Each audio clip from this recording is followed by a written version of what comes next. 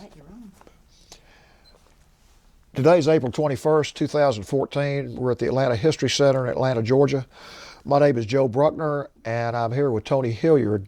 Tony and I are volunteers at the History Center, and with us is Sue Verhoff, who's a senior archivist at the Atlanta History Center and is in charge of the interviews that we conduct here in connection with the Veterans History Project. We're honored to have Mr. J. Cohen with us today. Mr. Cohen has kindly agreed to share his life experiences, particularly those spent in the military, with us in connection with the Library of Congress Veterans History Project. Mr. Cohen, we really appreciate you coming in, and we're honored to have you here. Could you give us your full name and your current address? Yes, it's J. Allen Cohen, and I live at 3303 Jameson Pass in Alpharetta, Georgia. Where and when were you born? I was born July 25th, 1947 in Philadelphia, Pennsylvania. Okay. Tell us a little bit about your upbringing. Well, family of one, just myself, no brothers and sisters. My father, Sidney Cohen, was diagnosed with multiple sclerosis in the Army, so he was medically discharged. My mother, Rose Ellman, was a secretary for the general of the Marine Corps Supply Depot in Philadelphia. And like I said, I have no brothers and sisters.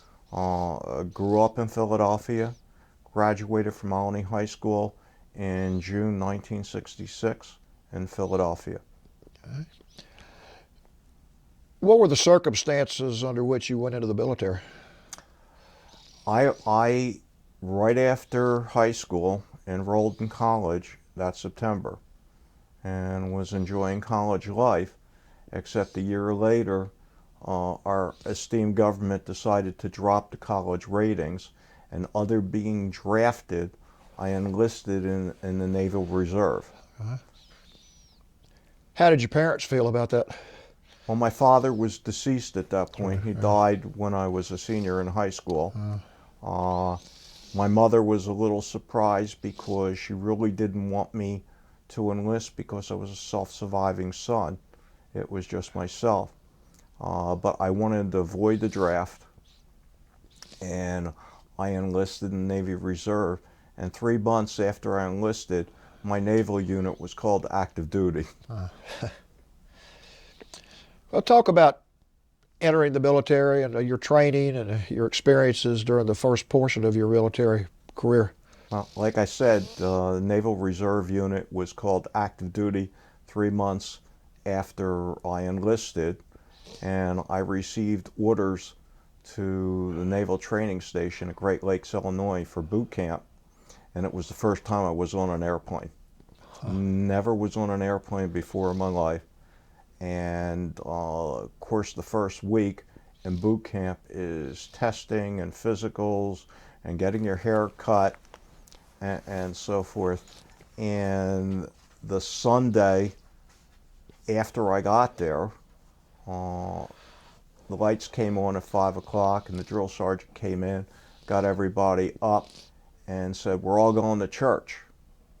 And I looked at him and I said, "Well, I don't go to church." He says, "What do you mean you don't go to church?" And I said, "I'm Jewish. Church isn't, where I go." He says, "You're going to church." And so I went to church. Didn't know what to do or anything, but I ended up going to church. That Monday morning, we were formed into companies. And the company that I went in was all Southern boys. I was the only Yankee and the only Jew.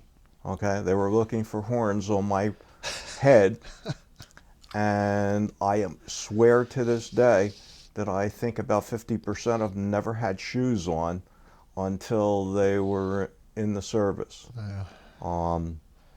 The next couple of months was the basic training that you get in any military service, and you become an expert in marching. And graduated boot camp, and my first set of orders as a seaman second class was to a destroyer escort, J.D. Blackwood, that was docked at the naval shipyards in Norfolk, Virginia. And for the next 30 days, I became an expert in painting and chipping paint. And it was the first experience. I then received orders on a Sunday to report on a Monday to Hospital Corps School back at Great Lakes in Illinois. And for the next 4 to 5 months, I became an expert in working in a hospital, human anatomy, learning how to wash bedpans the correct way, and became an expert in body massages. Huh. Had you ever had any experience doing any of that before? Never in my life. Hospitals was not one of my fortes because of my father and having multiple sclerosis, and he was in and out of hospitals my entire upbringing. So it was not, and you know, the expectations that I would end up in Vietnam, I had no idea, but went through Hospital Corps School, graduated in the upper percentile of the class, graduated as a hospitalman 3rd class, was promoted to 3rd class, and received orders to a Helo Squadron division that was assigned to the USS Essex CVS-9, ported at the Naval Station in Quonset Point, Rhode Island. And for the next 6 months, I spent flying around in a helicopter, earned my wings as an air crewman, as a hospitalman, allowing young Navy pilots to land and take off on an aircraft carrier floating around the Caribbean. And so that was nice, other than, you know, you're sitting there out nowhere, never coming into port, and the Essex learned its fate that it was going to be decommissioned. And I was transferred about 2 months prior to the decommissioning to the decommission the sick bay. And so I was part of the decommissioning crew. And let's put it this way, you don't want to drink the water in the Gulf of New Mexico because it was used for target practice, and an awful lot of pills and medication was disposed of in the Gulf of Mexico. Really? All right. We kept back into port, and I was promoted to HM3, Petty Officer 3rd Class, with orders to report to Field Medical Training School, Camp Lejeune, North Carolina. At that point, I knew I was going to probably end up in Vietnam, much to my dismay.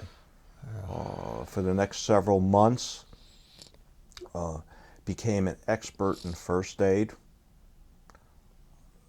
There are no sterile fields in combat. So we were told that whatever we learned in Hospital Corps School, we were to forget. And we were trained just like Marines, going through Marine boot camp. I never held a weapon in my entire life, and received medals for being expert with a .45 caliber and a M16 rifle, and graduated field medical school with orders to Mobile Construction Battalion 1. And I sighed of relief saying, I'm not going to go to Vietnam, because they're stationed at Davisville, Rhode Island. It was the first time that I got leave and went home for a week, and saw my family and friends, and ate and slept in a real bed and had peace and quiet, and then reported to Davisville, Rhode Island, to MCB 1 to find out they were packing, they were going to Vietnam. What was your feeling when you learned that? all I can say is my Adam apple went into my stomach. So I was going to Vietnam and boarded the plane. 20 hours later, we landed at NSA Da Nang, and as I deplaned, the first thing that hit me was the heat. It was like a 2x4. It was very warm, and there was a smell of sulfur and burning aviation fuel. And this was about 4 o'clock in the morning that we landed. And we were ushered immediately into a bunker because the Naval Air Station got rocketed every morning at 5 o'clock by the VC. Just to get the timeline straight, when was this? This was March 1968. Okay. It was like July 4th. And I was never so scared in my life. The sounds were just unbearable. The shaking of the ground. I was just totally scared. And all of a sudden, everything was clear. All clear was sounded, and they marched us to have breakfast. It's like nothing happened. And I was eating breakfast, and I hear somebody go, "I'm looking for an HM3 Cohen." And I said, "That's me." He says, "We have a helicopter waiting for you on the pad. We're taking you to your base." I said, "Where's that?" He said, "Phu Bai." 30 minutes later, I landed in Phu Bai and went to the battalion aid station to report in. And the chief petty officer that was in charge of the medical battalion aid station didn't even look at me. And he just rattled off, "You go to the rifle company made up of Marines and Seabees." For the next 6 months, that was my family. Okay? In those 6 months, if we came back into base 3 times, that was a lot. In those 6 months, I don't think my uniform was ever either dry or clean. It was always muddy. At times, the fatigues were torn because the elephant grass just would cut you and rip the cloth on your back. The main goal of this rifle battalion was, this was after Tet, and it was the cleanup after Tet, and we would go out and set up ambushes for the VC that were in the area. It was the first, if I look back at what my drill sergeant said when I was in field medical school, you are the first line of defense for these soldiers that get wounded. You were the first person you're gonna see, and it's going to be your responsibility to bring them to safety. And I remembered that immediately the first time we became under fire, and some of our soldiers got wounded. It wasn't about me. It was about them. And I never worried about me for the next 6 months. It was always about them. We had firefights. Guys got wounded. I treated them. Some didn't come back, unfortunately.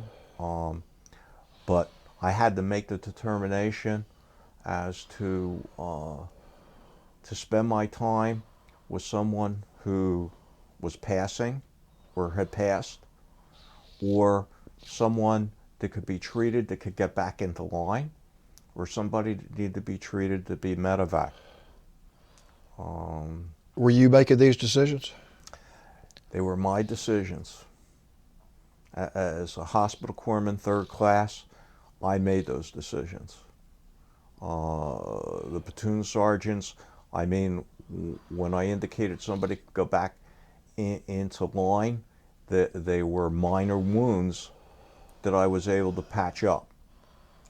Others, they had to be medevac, and the platoon sergeant had to make available the team to allow for the landing craft to come in to medevac these soldiers, wounded soldiers, back to battalion aid stations where they could be treated and either stay at a battalion aid station or go into a hospital ship and back to the States. I look back at that time and just, it's amazement because, well, I never worried about myself. It was these guys. And when I read stories now, and I understand more today the respect of the Marines and the Seabees that I got when I was in the field with these guys. That is just unbelievable. And when they refer to you as Doc, even though you're not a doctor, it's worth its weight in gold. Yeah. The 6 months went by very quickly, even though, you know, there were long nights and long days of marching and crawling around in the mud and having firefights, and sometimes the nights were very long. One day we're just sitting around and having a smoke, and somebody called out my name, and I looked up and he says, "You're relieved." And I said, "You're kidding." He says, "No, you're relieved. Go back to the battalion aid station in Fubai." So I went back, you know, helicopter, back to the battalion aid station and reported in to the chief. And this is probably the first time he turned around and looked at me. And he said, "I don't want to talk to you now. Go get a shower. Go get some fatigues on," because mine were cut to smithereens with mud on them. "Get cleaned up, have something good to eat, and come back." So about 2.5 hours later, I came back, and he said to me, "There's a helicopter waiting for you. You're going to the battalion aid station in Da Nang on China Beach." And that's where I came in to begin with. So it was a nice helicopter ride, you know, looking at the scenery, everything. Landed at China Beach, across from Marble Mountain, reported in, and for the next 7 months, it was like a vacation. My responsibility was sick call in the morning, 6 days a week, and I only took care of Americans who were over in Vietnam at the time for businesses, civilians, and some of the locals. On Sunday, we would be my day off, and I relinquished those days off, and you know, it was playing softball, eating lobster and steak, and I slept in an X-ray hooch that was air conditioned. I actually had a cot with a nice mattress. The 6 months that I was in the bush, it like almost never happened. And then one day, somebody called out my name and said, "You're going home." And I landed on Easter Sunday, 1970, at the Naval Air Station in Quonset Point, Rhode Island. We parked off the plane, and marching, and we marched to an area where we were going to be released. And I actually marched past my mother and my aunt and uncle who came to get me. And it wasn't until after, and I stood in front of my mother for the first time. I was only about 5 feet away. She didn't even recognize me. And of course I was tan from the heat and the sun. I had a handlebar mustache, and I only weighed about 140 pounds. And I went, "Mom," and she goes, "Oh my God." And from there, it was just a nice meet and greet type of thing, and we drove home to Philadelphia. While I was in Vietnam those last 6 months, I had the opportunity to buy a car through the PX, and when we pulled up in front of the house, the car was sitting there with a great big red bow on it, a brand new 1970 Chevy Malibu. It was the first car I ever owned, and it was sitting there just waiting for me. And when I was in Vietnam, my mother moved. You hear the old stories. You take your kids off to college and you move, and you never tell them where you're going. Well, she went and moved on me, and it just so happened that she moved across the street from the girl I was going to marry. Wow. So, was home for 30 days, saw all my cousins, had opportunity to go see a lot of my friends, slept in a real bed, had actual home cooking, and so forth. I drove my car back to Quonset Point to Davisville, Rhode Island, and reported in. And we're standing at muster on Monday morning, and our sergeant said, HM3 Cohen, you have to report to the company commander. And I'm going, oh my God, I wonder what I did. So this is going through my mind. I made sure I looked spit and polish and everything, and I reported to the company commander, and I'm sitting there in a chair waiting, and I'm just wondering, I had to do something wrong. I know I reported on time, okay? So I walk in, I stand at attention, said I'm reporting as ordered, and he said at ease, have a seat. And the first thing he says, I have a field promotion here for you, promoting you to HM2. And I go, thank you, sir. And he says, now I don't know what to do with you. And I said, what do you mean, sir? He says, I have no positions here for you. I have 3 options. He said, the first one is we discharge you, we send you through medical school, through officers candidate school, and you come back into the Navy and do your residency. I said, sir, I'm not interested in that. I saw enough blood and guts in Vietnam. I'm really not interested. He said, well, our second option is that you re-enlist, and we'll give you another promotion to HM1 and your duty choice. And I looked at him and I said, well, you mentioned, sir, there were 3 options.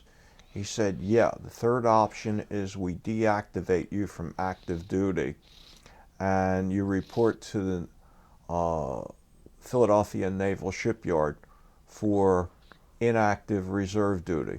And I looked him square in the face and I said, this is a no-brainer, sir. That Friday I was driving home and reported into the Philadelphia Navy Shipyard for 18 months of inactive reserve duty, reporting once a month for a weekend and 2 weeks of active duty. Wow. So that was basically the time that I spent in the service. I'd like to go back to that 6 months you spent in the bush, out in the field. Yes, sir. I know you had to have quite a few emotional and gut-wrenching experiences out there doing what you were doing. Would you be interested in sharing any of those experiences to give us a feel of what that was like and what you saw? Well, I can tell you the first firefight that we had, in the first person that I came up to wasn't living. There was no pulse. He was just gone. And at that point, it wondered in my mind, what am I supposed to do? Okay? And I remember my drill sergeant from field medical training saying, you make the decision and you go on. And so I made the decision. He wasn't living. There was nothing I could do for him. I had other servicemen that were injured that I needed to take care of. And in this first firefight, there were 2 others. One had a superficial wound. Another one was more intense and had to be medevaced out. I did the battle dressings. I stopped the bleeding. I gave morphine and made arrangements to have medevaced out. Over that 6 months in the field, in the bush, there were a lot more firefights. It became easier, but harder. Easier for me because the fact is I didn't worry about me. I worried about them. To the point that I was their mother away from home. If their socks got wet, I made sure they put on dry socks so we didn't have foot erosion and so forth.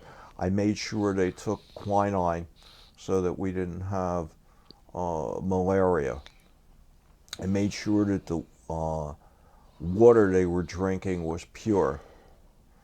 So I became a more protective individual. Became very logical in what I did. And I've carried that with me the rest of my life. Some of these things I just don't like to talk about because I just think, you don't want to hear, and it bothers me when I go down to the VA, you don't want to hear about people who lost their limbs and so forth. I did what I needed to do and got them out as safely as I could. Well, it must have really tested your emotional strength to be able to do that every day. I don't think emotions played into it because I didn't have it at the time. I mean, it's more prevalent now than it was back then. When I think about it now, it bothers me more today than it did back then because I had a job to do and I did it and I really didn't think about it. And, I guess I'm fortunate because I came out of Vietnam without a Purple Heart. I didn't have a scratch on me other than elephant grass and stuff. And I think I'm fortunate. The guy who I replaced when I went to the Rifle Battalion got his posthumously. Okay, I guess I was just there at the right time and the guys in my squad protected me like I protected them.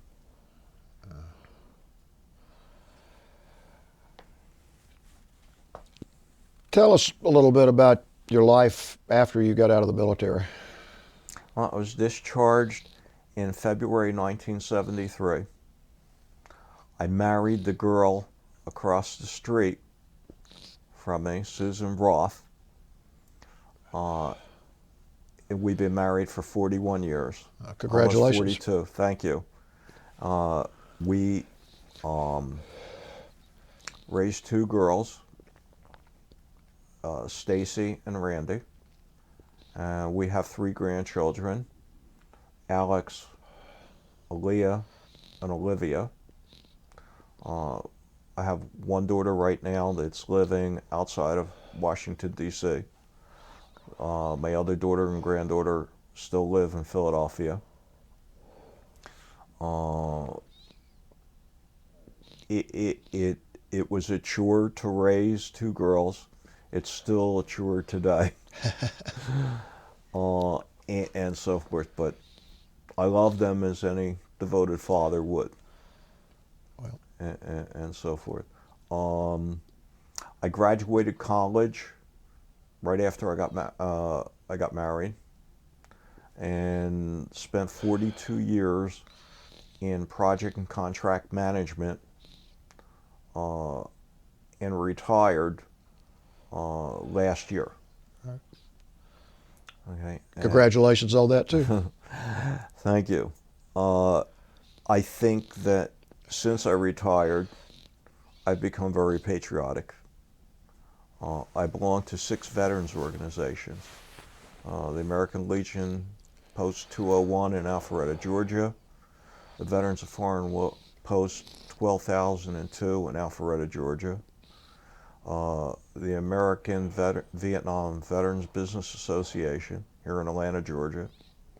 Johns Creek Veterans Association in Johns Creek, Georgia.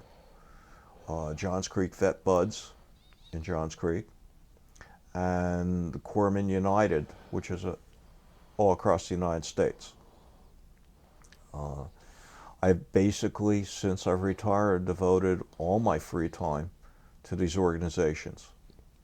I partake as much as possible with the Atlanta Veterans Business Association.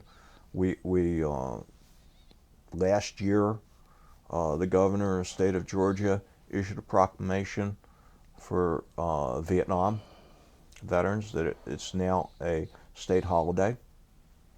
We had the anniversary this year, and Major General Livingston, who is a Medal of Honor recipient, was the guest speaker, and Major Livingston is a friend. I've had the opportunity to meet and have conversations with other Medal of Honor recipients, and looking forward to this June for the Patriots dinner that's going to be held here at the Georgia Aquarium for Medal of Honor recipients, in which I'm going to be the escort for Donald Doc Bauer, who is only Navy corpsman to receive the Medal of Honor, and so forth. And I've met Doc Bauer a couple times, and I'm looking forward to spending some time with him again. Well, that's a real honor for you, and it's well deserved with all your activity with the Veterans Associations. That's wonderful that you do that. Yeah. Well, it fulfills my life at this point. It's taking up any void, and I enjoy it, and I think it keeps me very active. Good. You brought a binder with you that you've put together that pretty much chronicles your military service and some of your life after the military. I want to do a couple of things. One is give you a chance to show any picture or document or anything else you want to show on the camera. But specifically, I'd like to get at least one picture up there of you when you're in the service. And also, there's a page there with your awards, your medals and your awards. And you're very modest. You didn't talk about them at all, but I think for the sake of your children and grandchildren and anybody else that sees that, we ought to get that page on the screen if you're okay with that. That's fine. This is the binder, and it basically is, like you said, my life story. I mean, if you take a look, this is unheard of. This is a selective service card, a draft card, back in the 60s for drafting for Vietnam. Don't see many of those anymore. No, People didn't you see don't.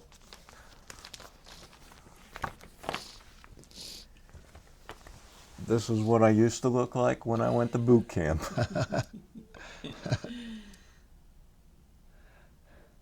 Strapping young man. Yeah. I love to have some of these days back.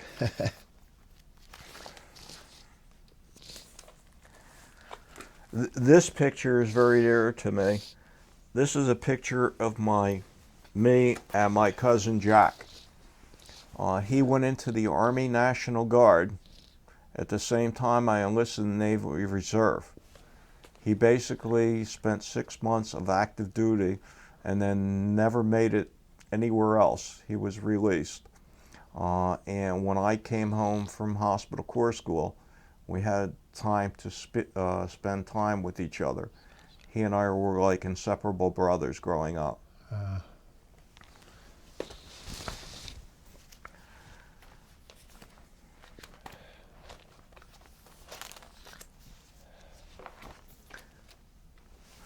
I don't know if you can see these, but that's a picture of me during field medical training. Tilt it a little forward. No, just tilt it. There you go. There you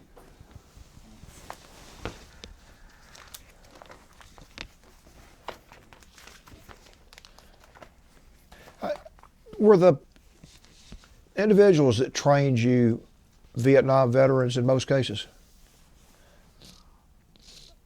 When I got to Vietnam, and with the rifle company, there were some second tour, and these were the people I latched on to because they knew exactly what was going on. Okay. This is a picture of me in Vietnam with my rifle squad. Okay. And unfortunately, there was a big cigar in my mouth.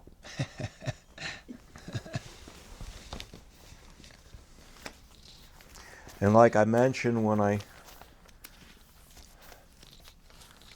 came back to Da Nang,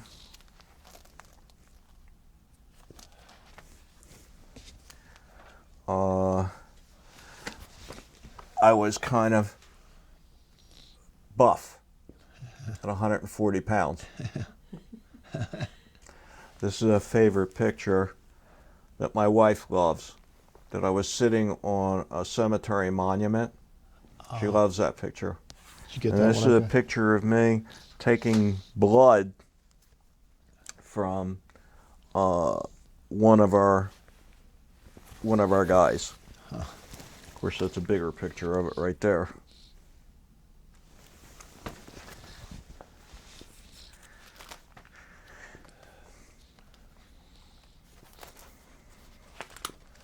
There's a lot of military records in here, but this is my actual separation orders when I was separated.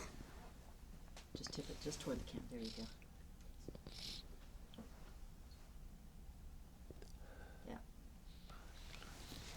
Yeah. And while I was leafing through military records, I found my travel voucher from being separated. And it's interesting because they only paid you 6 cents a mile. That's gone up a little bit in recent years, I would think. Yeah, a little bit. And this is what you were talking about, Yeah. Joe. And I'll tell you a little funny story about this one. last year when my granddaughter Alex was at our house to stay, she went through a cigar box that had some of my medals, and she was asking me what they were for. So I'm in the midst of building a shadow box Good. that I will leave for her with my military career as well as this book. Good. And then I mentioned this is Doc Bauer and a good friend of mine, Doug Tilley. Doc Bauer was here last year and spoke for Veterans Day at Kennesaw State University. And then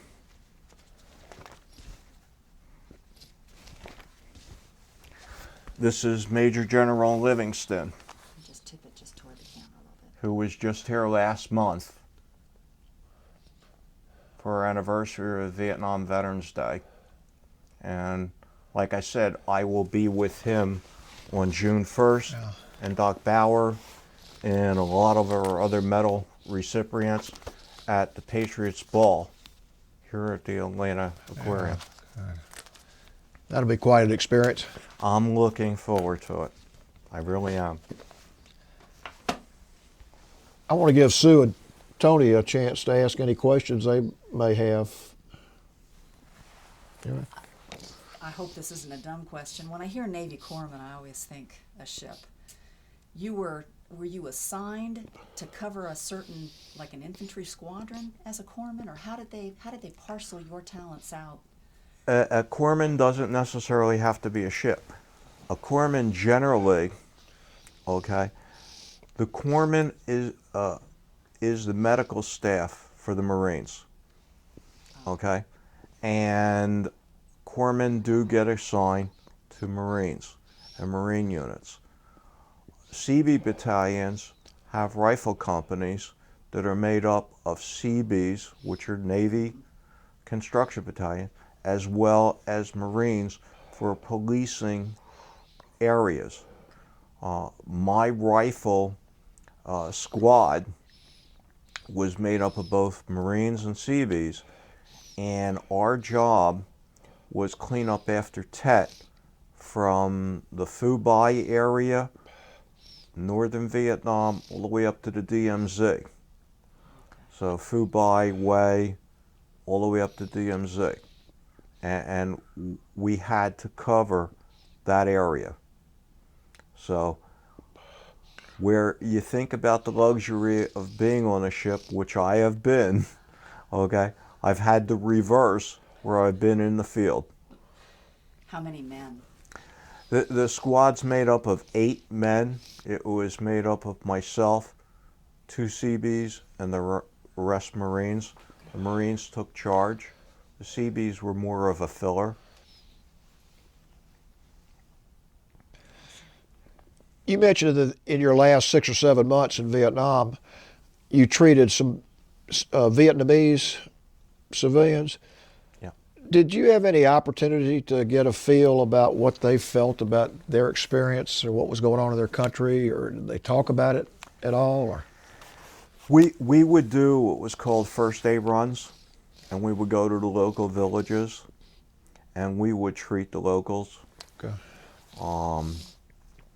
It was a bad thing because really didn't want us there, and we would go ahead and treat and bandage and stuff.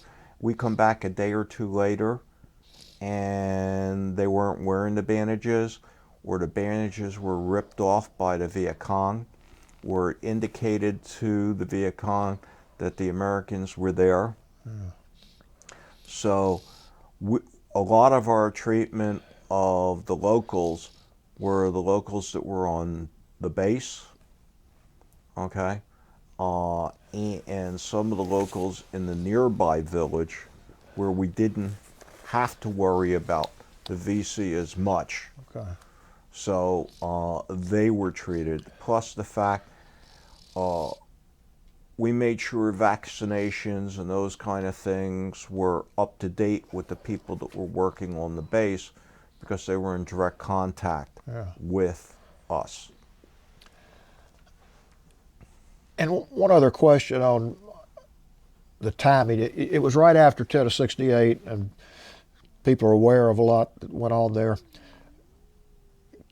Can you give us any sense of what you saw when you got over there that was a result of Tet? Physical damage or One thing that sticks to mind, and I can show you a picture of, there is a Catholic church that is in Way.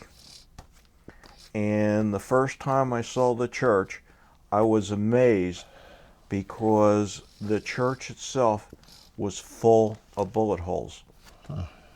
And I was just totally amazed, and it gave me a real good idea of what Tet must have been like. A lot of what you read and understand really doesn't hit home until you see it up close and personal. This is a picture of that Catholic church. You can tip it towards the camera. There you go. Wow. And it had surrounding walls. I don't think you could see them, but all those walls, I don't know how they stayed up with the bullet holes that were in them. that picture's worth a lot of words, isn't it? Well, one of the guys took the picture, and of course I ended up being a recipient of it, along with a few other pictures. Well, I want to give you a chance before we stop to say anything you want to say. Either go back, talk about any other experience you had or your feelings now, or just anything you want to say that you want to get on the record before we stop. I think what needs to be said, and I think it puts it in a nutshell, is I went in the service as a kid with no direction. I came out the service as a man with a direction. And I think that basically steered me towards the individual I am today. Wow. That's a pretty powerful statement there, and I can't think of a better time to stop. But before we do, I just want to tell you what an honor it is for all three of us to be able to, number one, know you, but number two, to hear this story. I mean, you know, we've always heard the stories about the Navy corpsmen and how they probably were some of the most courageous people we had in the war, because you were pretty much defenseless and you were saving other people's lives. And I think what you talked about today pretty much confirms that. There was a book that I read just recently, and there was an email in the book from a Marine colonel that basically said every Navy corpsman that was in combat should have at least received the Bronze Star. Wow. Okay? Well, that's not a true statement. Well, we know you certainly deserved it. I thank you for that. Well, thank you again so much, and thank you for what you're continuing to do for the veterans today. And thank you for your service. You're welcome.